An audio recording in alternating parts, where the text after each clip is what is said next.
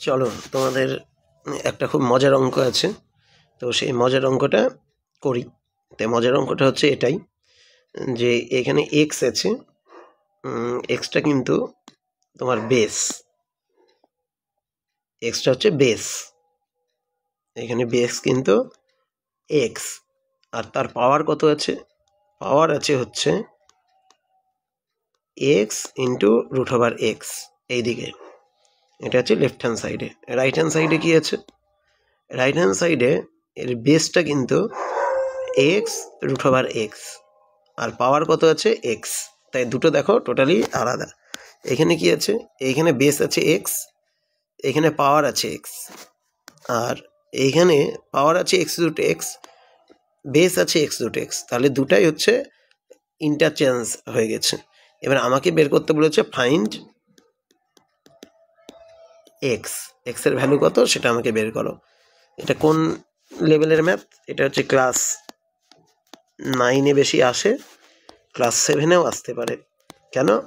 তোমার হচ্ছে এই চ্যাপ্টারটা কিন্তু সূচকের নিয়ম, যেটা এক্সপোনেন্ট, সেটা হচ্ছে 9-এও আছে, 7-এও আছে। তো যাই হোক, এবার আমরা ম্যাথটা শুরু করি। তো ম্যাথটা অ্যাকচুয়ালি আমার কি দাঁড়ালো? তাহলে দাঁড়ালো হচ্ছে আমি একটু ক্যালকুলেশন করছি। তাহলে আমার কত আছে? এক্স রুট এক্স, এটার ক্যালকুলেশন আমি করে নিচ্ছি। এটা হচ্ছে 1 নম্বর স্টেপ। স্টেপ 1-এ আমি কি করছি? এক্স রুট এক্স এটার ক্যালকুলেশন করে নিচ্ছি। এটার ক্যালকুলেশন করলে এক্স মানে কি? এক্স মানে এক্সের মাথাতে পাওয়ার 1, আর রুট এক্স মানে কি? এক্সের মাথাতে পাওয়ার হচ্ছে হাফ। এটা তোমরা জানার কথা তোমাদের,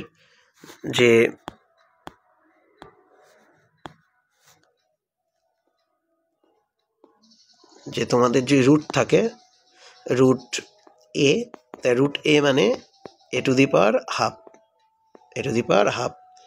ঠিক আছে? তাহলে এইখান থেকে কিন্তু এটা এসেছে যে এক্স মানে হচ্ছে x two the power half. এইবার এটা কিন্তু ইনটু আছে, এখানে কিন্তু ইনটু আছে। তাহলে ইনটু থাকলে কি হয়? পারে পারে কি হয়? যোগ হয়। তাই পারে পারে যোগ হলে কত? 1 + 1/2। তাহলে 1 + 1/2 মানে কত? এক্স টু দি পাওয়ার 3/2। ঠিক আছে? কেন? 1 যোগ হচ্ছে 1/2, এর নিচে 1 আছে, বাটারফ্লাই নিয়ম, 2 1 যা 2, 2 1 2, 1 1 1, তাই 3/2। তাহলে এক্স টু দি পাওয়ার কত হলো? 3/2। তাহলে এক্স টু দি পাওয়ার 3/2 হলো। তাহলে এক্স টু দি পাওয়ার 3/2 যদি হয়, তাহলে এবার আমার অঙ্কটা কি দাঁড়াচ্ছে? এবার আমি অঙ্কটা করা শুরু করি। তাহলে আমার দাঁড়াচ্ছে স্টেপ 2-এ যদি আমি অঙ্কটা শুরু করি, একদিকে এক্স ছিল, তার যে পাওয়ারটা এটা ছিল, যেটা স্টেপ 1-এ করা আছে, এক্স রুট এটা। তার মানে আমি যদি এই দিকটা লিখি এক্স, এটা মানে হচ্ছে x two the power 3/2 equal to, এই দিকটা কত ছিল? এক্স রুট এক্স, আর তার পাওয়ারটা কত ছিল? এক্স। তাহলে আমার এই ভেতরটা হবে এক্স টু দি পাওয়ার 3/2, আর এটা কত হবে? এক্স হবে। এটা আমি বসিয়ে দিলাম। এইবার আমার কি কাজ থাকলো? এইবার আমার হচ্ছে কাজ থাকলো এক্সের মাথাতে যেটা আছে থাক, এক্স টু দি পাওয়ার 3/2, এইখানে এক্স, এইখানে এর মাথাতে পাওয়ার কত আছে? 3/2, মানে এর মাথাতে পাওয়ারটা আছে এম, আর তার সাথে ইন্টু আছে এন। এটা সূত্র কি? M into N. তার মানে যেটাই পাওয়ার থাকবে গুণ হবে। তাহলে এখানে এক্স টু দি পাওয়ার 3/2 আছে, ইন্টু কত আছে? এক্স। তার মানে এটা পাওয়ার, এটা পাওয়ার, এটা কিন্তু পাওয়ার। ঠিক আছে? এটা কিন্তু পাওয়ার, যেটা তোমার গ্রিন করে দেখা যায় পাওয়ার। তাই পাওয়ারে পাওয়ারে কী হবে? পাওয়ারে পাওয়ারে হচ্ছে গুণ হবে এইখানে। তাহলে পাওয়ারে পাওয়ারে গুণ হলে এটা কত হবে? 3x/2, 3x/2। এখানে আছে 3/2 আছে, তাহলে এখানে হয়ে গেল 3x/2। ঠিক আছে? এটা কিন্তু পাওয়ার। এইবার একটা জিনিস খেয়াল করতে হবে আমাদেরকে খুব ভালো করে, যে এখানে দেখো এক্স, এর বেসটা কত? এটা হচ্ছে বেস, তোমাদেরকে এগুলো লিখতে হবে না কিন্তু, জাস্ট। আর এর বেসটা কত? এটা হচ্ছে এর বেস। ঠিক আছে? তাহলে এই যে দুটোর বেস আছে, তাই দুটোর বেস যদি ইকুয়াল হয়, তার মানেটা কি? তার মানে যদি আমি বোঝানোর চেষ্টা করি যে A to the power M equal to কত? A to the power N. তাহলে এম ইকুয়াল টু এন হয়। এই যে বেস যদি দুটো ইকুয়াল হয়, এটা আর এটা, তাহলে পাওয়ারগুলো ইকুয়াল হয় কখন? যেখানে হচ্ছে অবভিয়াসলি এর মান 0 হবে না,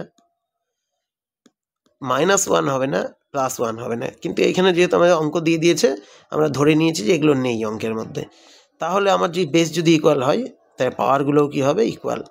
তাহলে x⁴ আর এখানে 3x/2। তাহলে অ্যাকচুয়ালি আমি কী করলাম,